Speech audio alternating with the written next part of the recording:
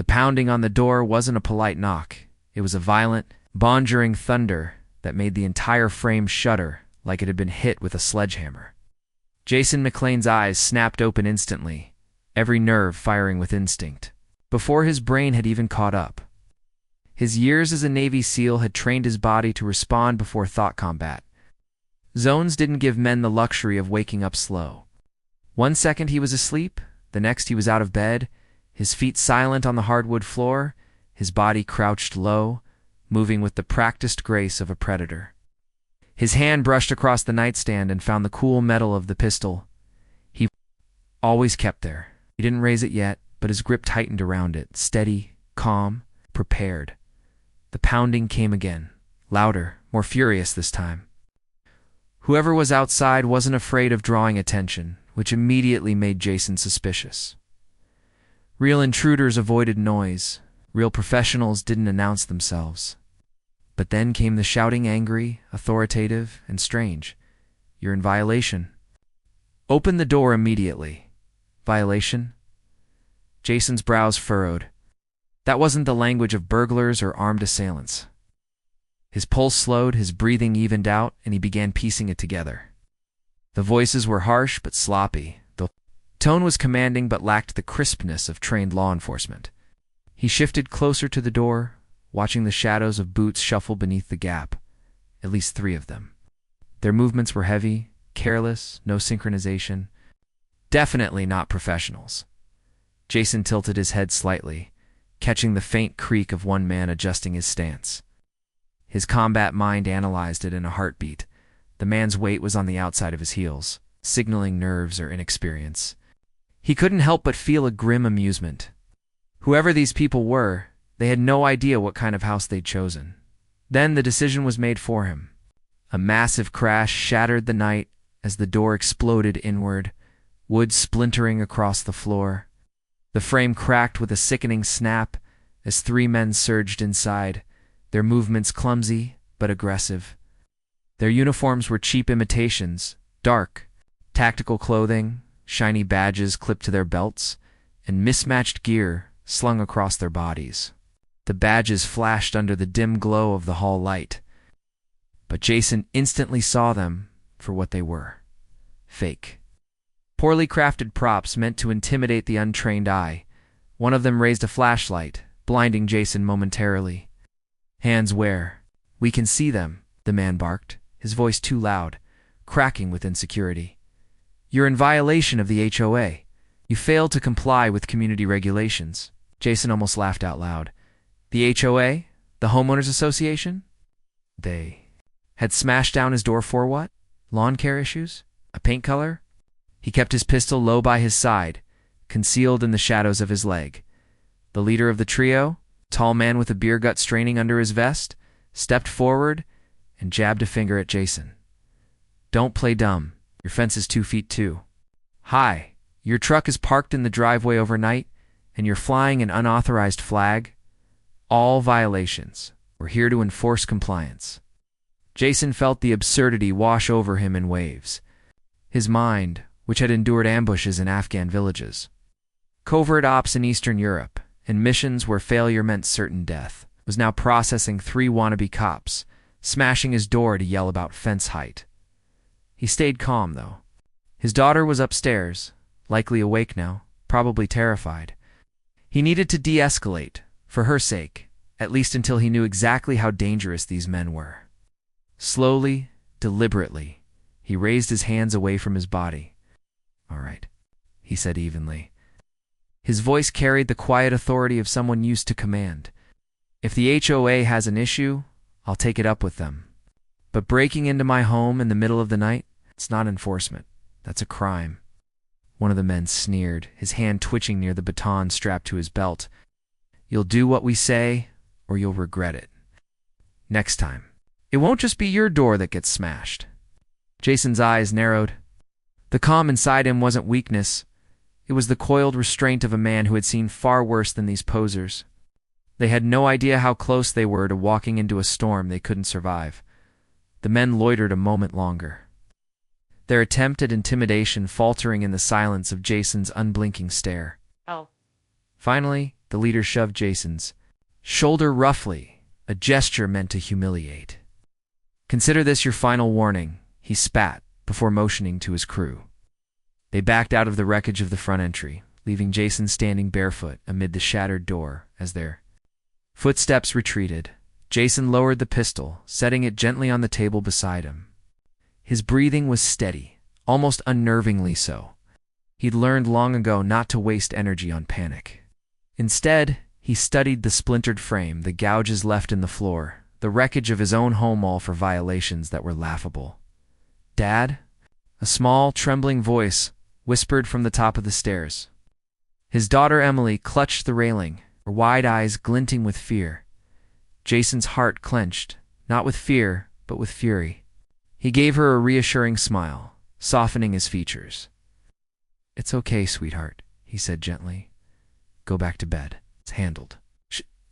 She nodded hesitantly, retreating to her room, but Jason knew the damage had been done.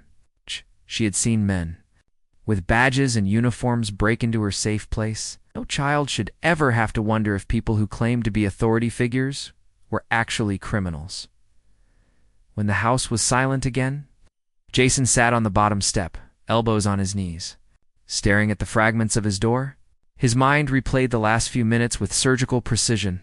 The sloppy entrance, the fake bravado, the ridiculous claims of HOA authority. He could tell immediately they were not law enforcement.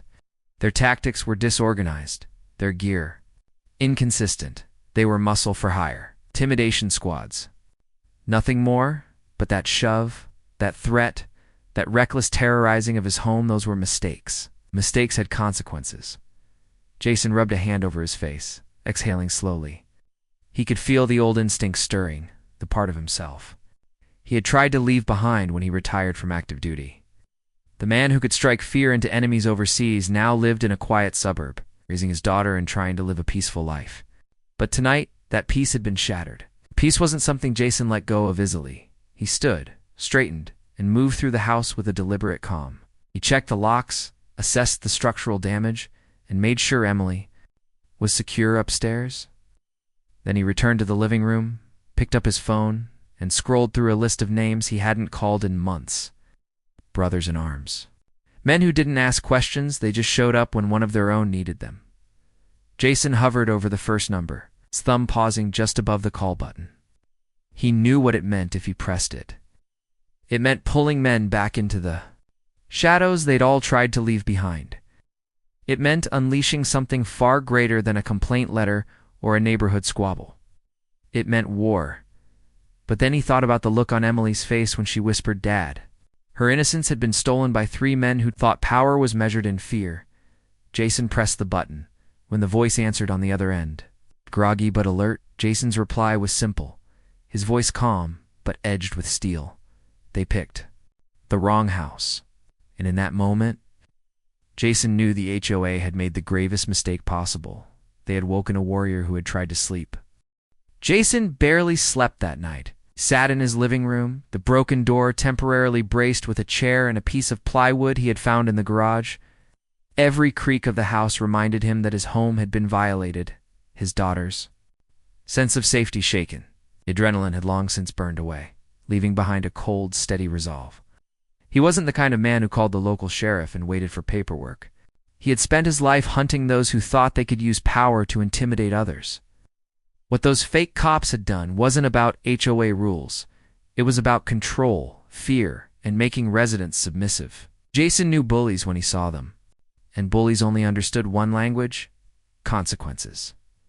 By dawn, he had already decided what to do. He needed his team. He brewed coffee as the sun rose, staring at the phone on the table. The faces of his old brothers in arms played in his mind race. The breacher with hands strong enough to tear open a steel lock. Thompson, who could steady a sniper rifle on a moving helicopter and hit his mark a mile away. Hull, the man who could hack into anything with a glowing screen. Cruz, the medic who saved lives but also ended fights with a single punch. And Danvers, his right-hand man, cunning and sharp with strategy, a man who could see 5 moves ahead in any scenario. They weren't just soldiers, they were family. And when family called, they always answered. Jason picked up the phone again. This time, not hesitating. The first number he dialed was Danvers. It rang once before a gravelly voice answered, already alert. "McLean, you okay?" Jason exhaled slowly. "Not really. Had some wannabe cops break into my house last night." HOA goons. There was silence on the other end, then a low, dangerous chuckle. "HOA? You mean lawn police? They smashed my door, threatened me in front of Emily, told me I was in violation." Danvers's tone changed instantly. "I say no more. You need us." "I need the whole team," Jason said firmly. "This isn't just about me. These guys have been running this racket on the entire neighborhood. People are scared, Danvers. Families are being shaken down in their own homes. We've seen this kind of thing overseas, only now it's wearing ties and calling itself an association." "Make some calls," Danvers said. "We'll be there." Jason's chest eased slightly. He knew he could count on them. One by one, he reached the others. Reyes was already up, working on his truck, and when Jason explained, Reyes simply said, "Send me the address. I'll bring tools." Thompson, calm and steady as ever, replied, "If they want intimidation, I'll show them what precision looks like." Hall didn't even hesitate. "I'll find everything they've buried. Bank records, contracts, whatever keeps their little empire afloat. Give me 48 hours. Cruz, who was volunteering at a local clinic, only said nobody threatens. Your daughter? I'll be there before nightfall." By evening, Jason's modest home was once again filled with the quiet hum of SEAL camaraderie. They didn't slap backs or exchange long greetings. They were men who had lived and bled together. Their presence was comfort enough. Emily, shy at first, warmed quickly when Cruz knelt down with a smile and offered her a stuffed Navy bear he carried from deployment. Reyes reinforced the broken door, turning it into something sturdier than before, while Thompson kept a sharp eye on the street from the porch. As they gathered around Jason's kitchen table, Hall spread a laptop open and began his briefing. "I dug into the HOA's board. Officially, they're just like any other association, fees, rules, all that garbage. But the president, Carl Brewer, has been running it like his personal kingdom. He's hired out-of-work security guards and ex-bouncers to act as compliance. Officers, they use fake badges, fake uniforms, and intimidation to force people into paying bogus fines. Brewer pockets the money through a series of shell accounts. He's raking in hundreds of thousands a year." Danvers leaned over the screen, his sharp eyes scanning the data. "And no one stopped him?" Hall shook his head. "Most people just pay. Some tried fighting back lawyers' complaints, but the system is slow. And when Brewer sends his officers to knock on doors, people get scared. He's counting on fear to do the work." Jason's jaw tightened. "What?" "That's exactly what they tried with me. Problem is, they didn't know who they were dealing with." Reyes cracked his knuckles. "So what's the play?" Jason took a breath, his leadership instinct taking over. "We gather intel, map their headquarters, figure out guard rotations, weaknesses. We'll pull financials and evidence we can dump into the right hands later. But first, we make Brewer understand he can't terrorize families and hide behind fake authority." "Sounds like a mission," Cruz said with a grin. "It is," Jason replied simply. For the next 48 hours, the team operated like they had never left the field. Thompson set up surveillance across from the HOA's main office, a gaudy building with tinted windows and neatly trimmed hedges, meant to look respectable but hiding rot within. He documented guard shifts, camera locations, the comings and goings of Brewer and his cronies. Reyes and Danvers scouted the perimeter at night, slipping through shadows like ghosts, marking every possible entrance and exit. Hall intercepted emails and financial reports, piecing together a network of corruption that painted Brewer not just as a bully, but a criminal mastermind in a cheap suit, inside Jason's home. Maps were spread across the dining table, red lines marking entry, points, blue dots for guards, black arrows for escape routes. Emily would peek over sometimes, curious but unafraid now that the house was filled with her uncles. Jason explained as simply as he could. "We're making sure the bad men can't hurt anyone again." On the third night, they were ready. Jason gathered the team, his voice low but firm. Brewer's expecting everyone to roll over. That's his power. But tonight, we show him what happens when you push too far. We don't hurt anyone unless we have to. We get inside, confront Brewer, and deliver a message he'll never forget. Then we make sure the evidence gets out. Agreed. Agreed. The men answered in unison. The plan unfolded with precision. Reyes killed the power to the building, plunging it into darkness. Thompson took position on a rooftop across the street, rifle scope glowing faintly as his eyes swept the area. Jason, Danvers, Cruz, and Hall moved silently along the side of the building. Slipping in through a door Reyes had pried open earlier. Their footsteps were soundless, their movements smooth and lethal. The building's interior smelled of cheap coffee and carpet cleaner, but the atmosphere was tense, charged with the adrenaline of an operation. They moved like shadows down the hallway, bypassing security cameras that no longer had power until they reached the heart of the building. Brewer's office. The man was inside, his voice echoing angrily through the door. "I don't care what it takes," Brewer barked into the phone. "If he resists, we seize his property. He won't be the first. People think because they served in the military, they're above the rules. Not in my neighborhood. Not while I'm in charge." Jason signaled the team. Reyes kicked the door open with one solid blow, and the seals swept in like a storm. Brewer's 2 hired guards jumped up, fumbling for their batons. But Cruz had one pinned to the wall before he could blink, and Danvers twisted the other man's wrist until his weapon clattered to the floor. Brewer froze at his desk, his round face draining of color. His bravado crumbled instantly at the sight of Jason standing in his office, calm and steady, flanked by 5 men whose presence radiated danger. "Will are you people?" Brewer stammered. "You can't be here. This is private property," Jason stepped forward, eyes cold. "I'm the guy whose door you smashed. And these," he gestured to his team, "are the men who make sure bullies like you learn the hard way." Brewer's mouth opened, but no sound came out. He looked at his guards, already subdued, then back at Jason. The fear in his eyes was unmistakable. Jason leaned across the desk, his voice low, almost a growl. "Ow! You thought you could run this place like a kingdom? You thought fear was power?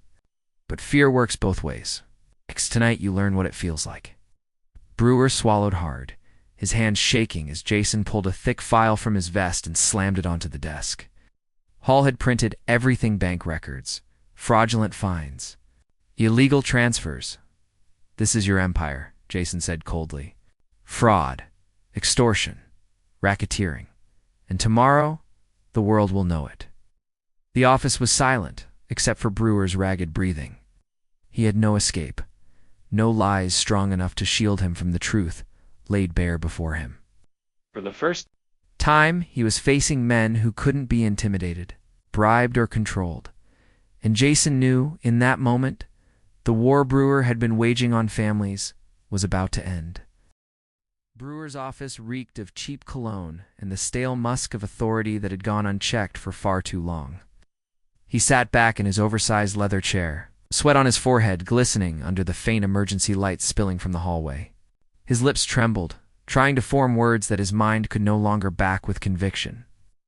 Jason McLean stood over him, every inch of his posture radiating command.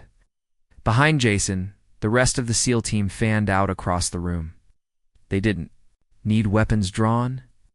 Their presence alone was enough to make the 2 subdued guards on the floor whimper like children caught with stolen candy. Jason didn't blink. His stare bored into Brewer as if he were stripping away the last flimsy layers of confidence the man had built around himself.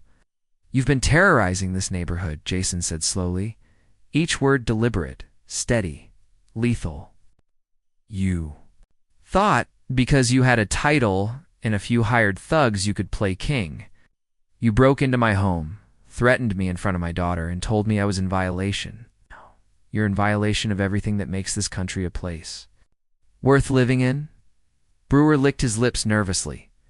You can't talk to me like this. I'm in charge here.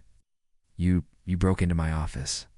Jason leaned forward across the desk, lowering his voice so that every syllable sank into Brewer's skin like ice. "Listen carefully. You smashed down my door and invaded my home while my daughter was upstairs. You sent armed men to intimidate families. I faced warlords who were braver than you, and they didn't last long. You think this office makes you untouchable? You're wrong. Tonight you're done. Reyes shifted in the corner, his broad shoulders brushing the wall. Boss, just say the word. I'll take this clown out back and let him see what real enforcement feels like. Brewer's eyes darted wildly between them, fear pooling like sweat. You can't threaten me. I'll call the police. Hall tossed a thick manila folder onto the desk with a loud smack, interrupting him. Go ahead, call them. They arrive. They'll have more than enough reason to drag you away themselves. Fraud, extortion, racketeering, it's all here. Carl, every account you siphoned, every fake fine you pocketed, every neighbor you bled dry. I've already sent copies to state investigators, the press, and every major watchdog I could reach in the last hour. Brewer's mouth opened, but no words came out. He pawed at the papers, flipping through them with frantic, trembling hands. His face drained of color as he saw the undeniable evidence: his name on documents, his signatures on transfers, dates, numbers, emails. The empire he thought was hidden was spread naked before him. Jason straightened, crossing his arms. We're not here for revenge, Brewer. If it were about revenge, you wouldn't still be breathing. We're here to make sure you never hurt another family. And if you think you can rebuild this little kingdom of yours after tonight, remember this moment. Remember who stood in your office and ended it. Cruz, who had been holding one of the guards pinned against the wall, shoved the man down into a chair with a thud. He leaned in close, his voice a low growl. Your boss won't protect you, won't protect any of you. When this collapses, and you'll be the first rats to sink with the ship. The guard lowered his head, too ashamed to meet anyone's eyes. Jason turned back to Brewer. Here's how this ends. You don't step foot in another home. You don't send another fake cop to intimidate a neighbor. You don't even look at another family in this community unless it's from behind bars. If you do, if we so much as hear a whisper that you're trying to crawl back into power, we won't come back with paperwork. We'll come back like we used: too fast, silent, and final. The words hung in the air, sharp as razors. Brewer sagged in his chair, utterly defeated. Jason gave a short nod to his men. And without another word, they filed out, leaving Brewer trembling at his desk, surrounded by evidence that would unravel his entire world. The guards didn't move to follow. They sat slumped, broken of spirit. The team disappeared into the night as swiftly as they had arrived. Their movements disciplined, their silence absolute. By the time the building's power flickered back on, Brewer was alone with his shame and a stack of damning evidence that would spread like wildfire by morning. Back at Jason's house, the men gathered in the living room. Emily peeked out from the staircase, her eyes wide but curious. Cruz gave her a reassuring wink before sitting on the floor and rubbing his tired shoulders. Thompson cleaned his rifle calmly as though nothing unusual had happened, while Hall continued typing on his laptop, monitoring the spread of the files he'd released. Jason lowered himself onto the couch, finally allowing his shoulders to relax. He looked around the room at his brothers, men who had once followed him into firefights in deserts and jungles. Now they had followed him into suburbia against a different kind of tyrant, but a tyrant all the same. Thank you, Jason said quietly. I didn't want to drag you all back into this, but I couldn't let him keep hurting people. Danvers, who had been leaning against the wall with arms crossed, smirked. You think any of us were going to sit this out? We've seen too much to let something like this slide. This wasn't just your fight. It was ours too. The others murmured in agreement. They had all seen what unchecked power did, whether it was a warlord overseas or a petty man in a suburban office. Evil was evil, no matter what uniform it wore. By dawn, the fallout had begun. News outlets were already running headlines about the corrupt HOA president. Investigators arrived at Brewer's office, seizing documents and computers. Residents who had once whispered about fines and threats came forward in numbers, their courage restored by the sudden collapse of Brewer's authority. The neighborhood, that had been living under the shadow of intimidation, was now buzzing with energy. Neighbors talking openly in the streets, some cheering as they read updates on their phones. Jason stood on his porch, sipping coffee, watching the crowd gather. Emily stood beside him, her small hand tucked into his. She looked up at him and asked, "Are they gone, Dad?" The men who broke in. Jason knelt so he was eye level with her. "They're gone. They won't be coming back. And if they ever try, they'll have to go through me and my friends." He nodded toward the team, who were standing by the truck, ready to move on now that their mission was done. Emily smiled, her fear finally replaced by something else, pride. "You're like a superhero," she whispered. Jason chuckled softly, ruffling her hair. "No, sweetheart, I'm just your dad, and that's enough." The neighbors began to approach, one by one, shaking Jason's hand, clapping him on the shoulder. An elderly man with tears in his eyes told him, "We thought we were alone in this. We thought nobody could stand up to them. You showed us we were wrong. You gave us back our voice." Jason nodded humbly. "You were never alone. You just needed to remember you're stronger together. Bullies win when people think they can't fight back. But the moment you stand as one, the bully loses." In the weeks that followed, Brewer was indicted on multiple charges. His cronies scattered, some testifying against him, others vanishing into obscurity. The HOA was dissolved, replaced by a residents' committee that truly served the community.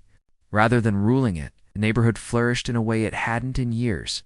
Families smiling, children playing freely, people greeting each other without the weight of fear. Jason rebuilt his front door, stronger and reinforced. But he kept one broken shard of the original frame mounted in his garage. Emily asked him once why he didn't throw it away. He looked at it for a long moment before answering. "Because sometimes people knock like neighbors, and sometimes they break in like enemies."